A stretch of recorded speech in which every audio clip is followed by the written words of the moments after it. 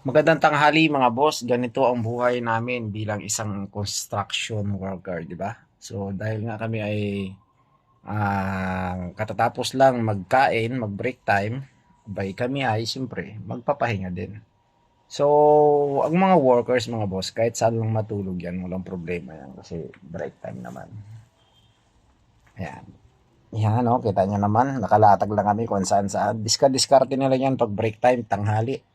O, ganyan ang buhay ng isang construction worker, mga boss.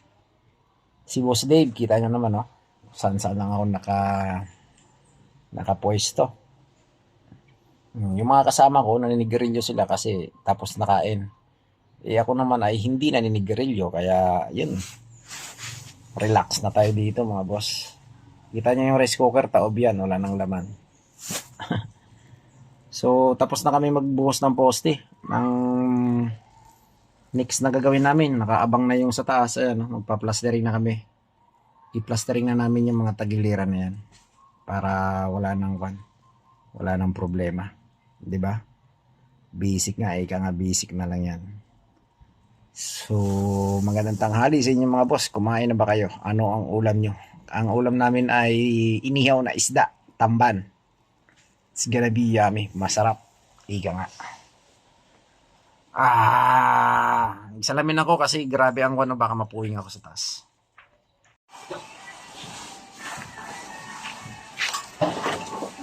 Magandang hapon mga boss.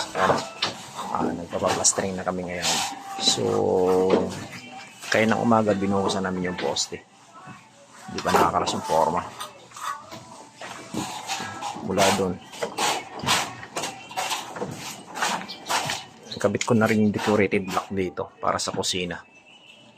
So, hindi pa tapos. Kailangan ko pang patigasin.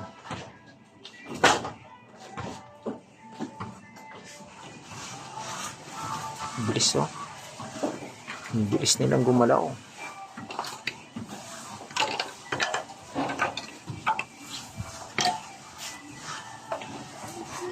Luto kami na saging. Saging to. Hinog naman siya, hinog. May saging kami niluto.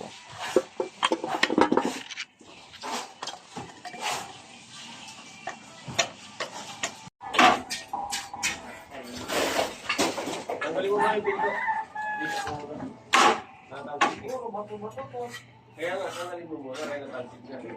Kaya ka muna dyan. Yan.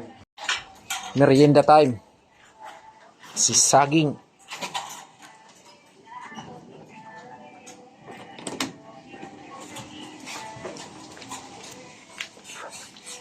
Lambot, hinog na eh.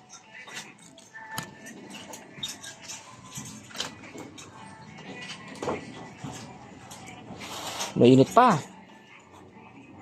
Hindi.